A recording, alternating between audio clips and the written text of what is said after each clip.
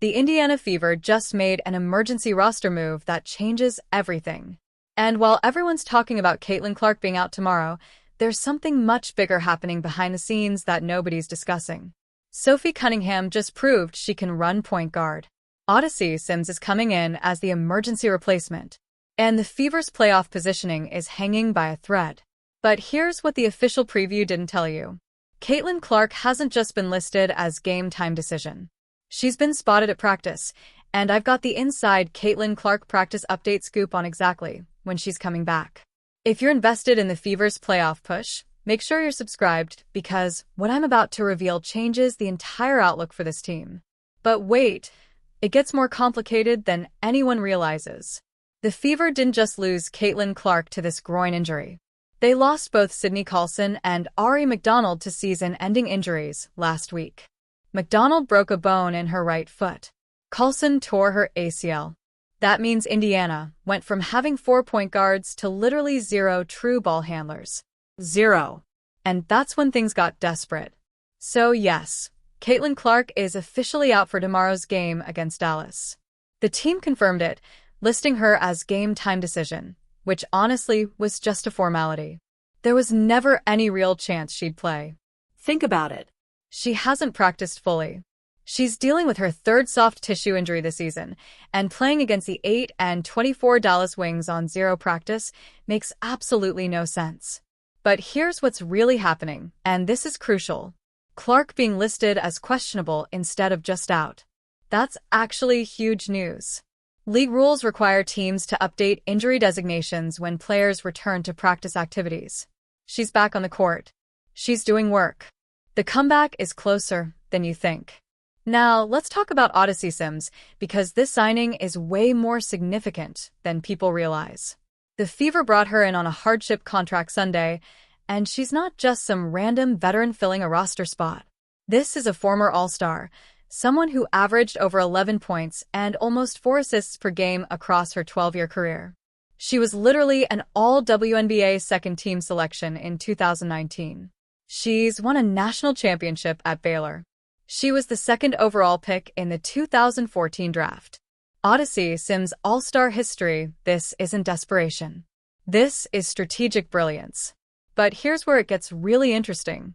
Sims was averaging nearly 10 points and 3.5 assists with the Sparks this season before they waived her in early July. She was shooting 35% from 3, which would have been the best three-point shooting season of her entire career. The Fever didn't just get a warm body. They got a scorer who can actually create her own shot. Something they desperately need right now.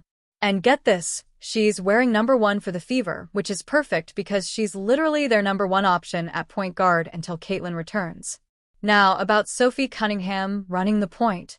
This is where things get wild. Saturday night against Chicago, Sophie started at point guard for the first time, and she absolutely delivered. 16 points, 3 rebounds, 2 assists, and she went 3 for 6 from downtown.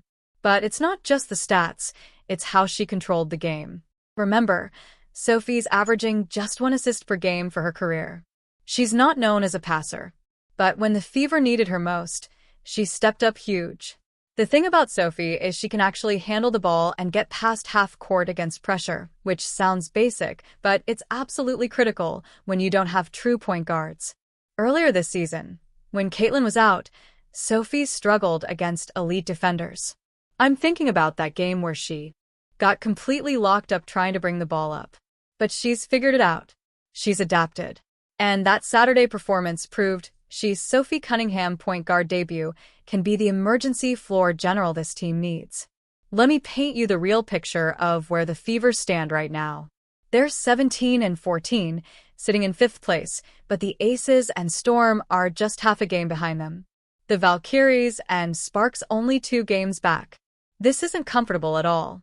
Their playoff probability dropped from 99.2% to 98% after that 35-point demolition by Phoenix. That might not sound like much, but when you're missing your franchise player who's already missed 19 games this season, every percentage point matters. And here's what nobody's talking about. Stephanie White's coaching adjustments have been absolutely elite. She's got Kelsey Mitchell sliding over to point guard and putting up 26 points with 8 assists against Chicago.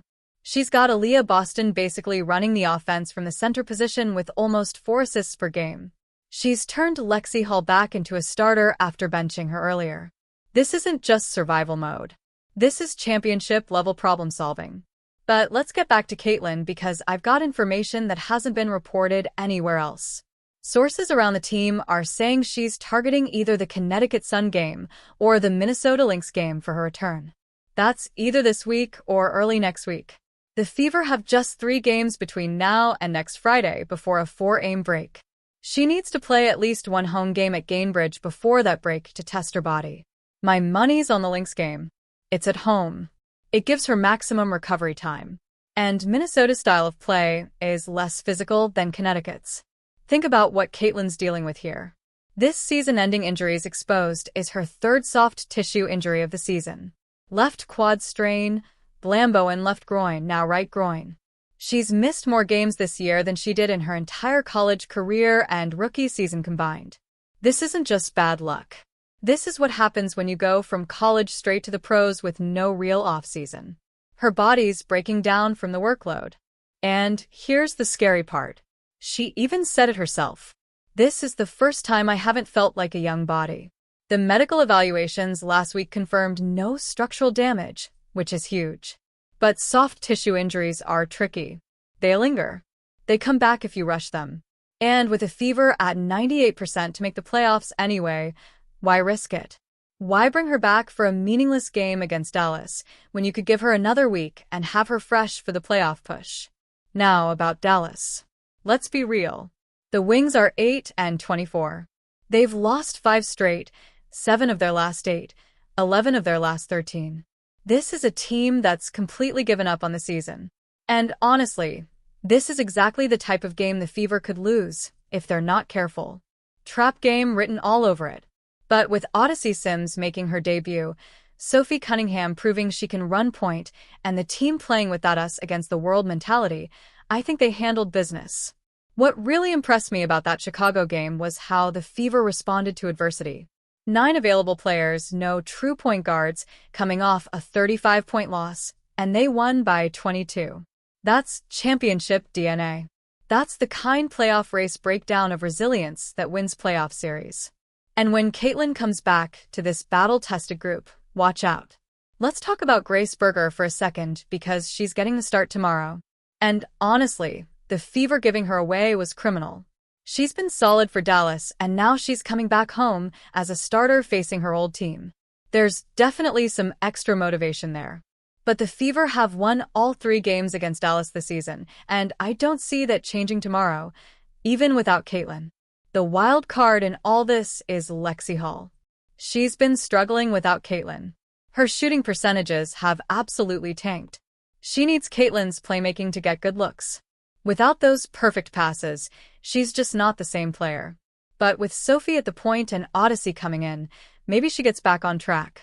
The Fever need her spacing desperately. Here's my prediction for tomorrow. Fever win by double digits. Odyssey Sims comes off the bench and drops 12 to 15 points. Sophie continues starting but plays more off-ball with Odyssey handling primary ball handling duties. Kelsey Mitchell goes for another 20+. And we get an update that Caitlin's probable for the Connecticut game. But the bigger story is what happens when Caitlin returns. This team has learned how to win without her. They've developed chemistry, figured out different combinations, and proven they're not just Caitlin Clark and friends.